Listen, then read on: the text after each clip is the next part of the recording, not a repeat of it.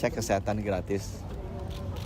Diputuskan oleh beliau nanti tanggal 10 Februari ini sudah bisa jalan di puskesmas dan juga klinik-klinik. Nanti beliau sama seperti yang makan bergizi mau lihat itu di salah satu puskesmas. Ini kan diupdate juga bahwa ini adalah program yang menyentuh 280 juta orang kan. Jadi teman-teman pernah dengar program stunting kan? Stunting itu kan penerimanya 5 juta balita.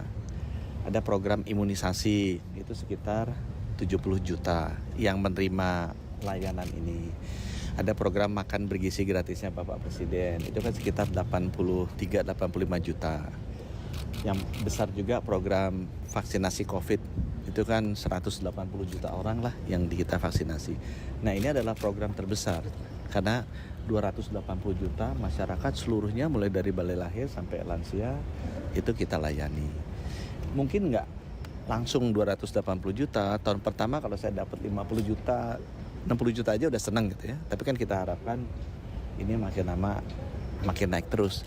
Dan di Kompas waktu kemarin keluar rating presiden tinggi kan, nomor satunya tingginya gara-gara program kesehatan gratis ini. Jadi kita harus pastikan bahwa ini jalannya baiklah pesannya dari beliau. Nah ini akan dilakukan 2 grup ya. Grup yang pertama adalah usia di bawah usia sekolah, di bawah 6 tahun dan di atas usia sekolah. Itu nanti dilakukannya pada saat hari ulang tahun mereka plus 1 bulan. Khusus yang Januari, Februari, Maret boleh sampai April. Jadi ulang tahunnya udah lewat. Dilakukannya di mana? Di 10.000 puskesmas dan 15.000 klinik yang sudah bekerja sama dengan BPJS. Nah khusus yang usia sekolah itu dilakukannya bukan pada saat ulang tahun, tapi pada saat masuk sekolah. Ya, pada saat masuk sekolah lakukannya di sana. Kenapa? Supaya nggak penuh puskesmasnya. Karena ini kan 280 juta orang. Nah tadi diupdate juga screeningnya tuh untuk yang bayi baru lahir ada 6, yang balita ada 8, kemudian anak-anak tuh 11, SD, SMP 13, SMA 12 jenis, dewasa 19, lansia 19 ya. Mungkin yang baru-baru misalnya screening jiwa. Kan dulu kita nggak pernah screening tuh. Sekarang screening jiwa tuh mulai anak sekolah SD udah kita screening. Karena kita juga hasil survei kesehatannya terakhir lihat bahwa ternyata banyak, 1 dari 10 kita punya gangguan anxiety atau depresi, gangguan jiwa. Jadi itu kita screening juga. Kemudian yang untuk yang sudah di atas 40 ada screening cancer, terutama yang 4 besar ya.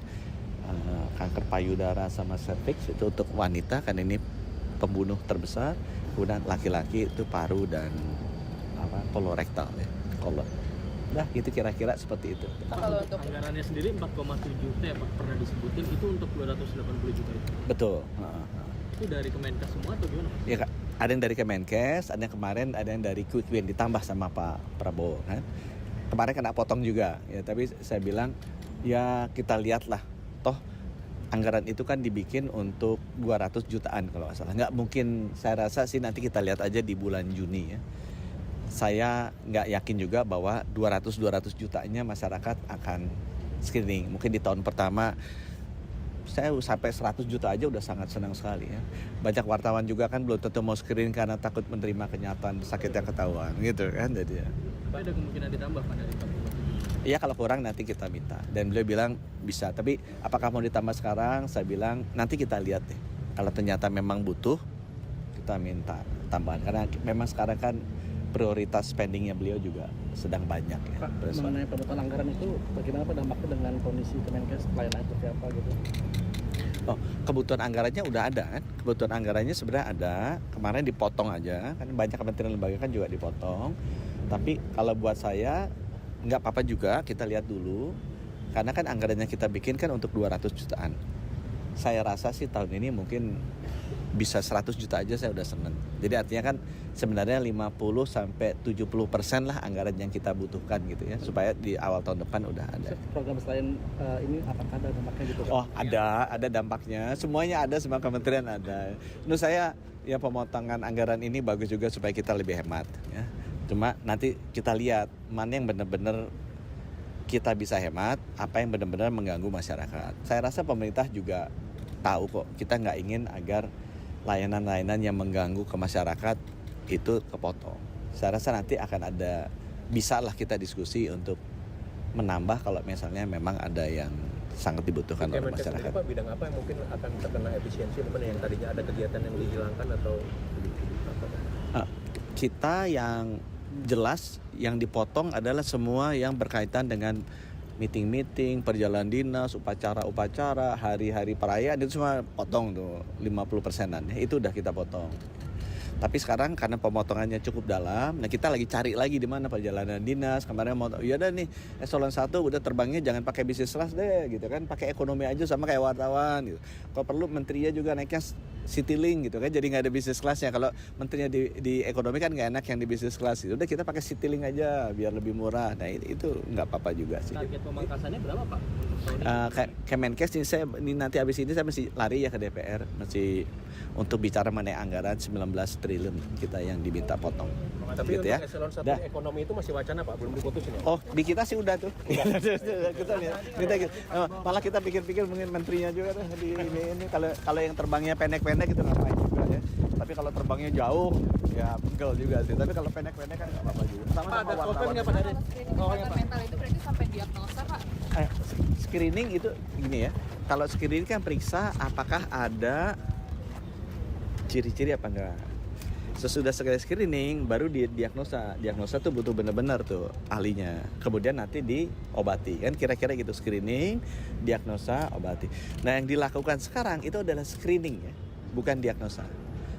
Nah, untuk jadi diagnosa itu kita bilang sebaiknya udah BPJS supaya nanti bisa di-cover dengan perawatan BPJS. Yang dilakukan sekarang screening. Sama kayak darah gitu kan, darah di screening. Apa misalnya gula darahnya di atas 200. Nah, itu mesti didiagnosa. Kenapa sih gula darahnya tinggi? Ini kan perlu dokter. Habis itu kan dikasih obat. Nah, itu tahapan berikutnya. Yang kita lakukan ini adalah benar-benar screening di awal. Karena dengan screening ini kita tahu kalau ada potensi tidak sehatnya dan kita bisa tangani lebih cepat dan tangani lebih dini. Itu lebih murah juga. Kalau untuk kesehatan mental berarti screening, satu kali screening itu bisa kelihatan semua ya? Bisa kelihatan. Oh, ini kira-kira wartawan ini stres apa enggak gitu kan, Jadi anxiety apa tanggal enggak 10 nanti gitu. apa ya? Tanggal 10 nanti Nanti sama cek Pak kita lihat. Prabowo yang langsung meresmikan. Enggak, ya sama kan. Prinsipnya kan kita enggak mau bikin acara-acara. Jadi enggak dalam bentuk acara ya, kita luncurkan aja. Kita koordinasi dengan Pak Mendagri, dengan seluruh gubernur, bupati, wali kota, kepala dinas kesehatan, jadi kita jalan. Mungkin Pak Prabowo nanti kayak yang sekolah tuh dia nengokin lah. Ya, daerah-daerah Soal Yuk. BPJS yang BPJS. mengalami klaim. Nah ini Pak, Ya, dikit Pak. Itu BPJS, saya udah bilang ke Bapak, kalau hitung-hitungan kami sama Ibu Menkyu, 2025 harusnya aman. Harusnya aman. Di 2026 kemungkinan masih ada adjustment dari tarifnya, dan saya minta waktu ke beliau nanti kalau hitung-hitungannya sudah pas mau menghadap dengan Ibu Menteri Keuangan untuk menjelaskan. Ada penyesuaian tarif nggak? Rencananya Di 2026 itu ya Pak? 2026. Tapi mesti itu sedang dikerjakan dengan Kementerian Keuangan, BPJS dan Kementerian Perkiraan Kesehatan. naiknya Pak berapa persen? Belum ada angkanya. Makanya Pak, masih ngadep beliau. Tapi apakah- udah dikasih waktunya nanti aku sama Bu Ani. Untuk penyesuaian Gitu ya. ini apa berhubungan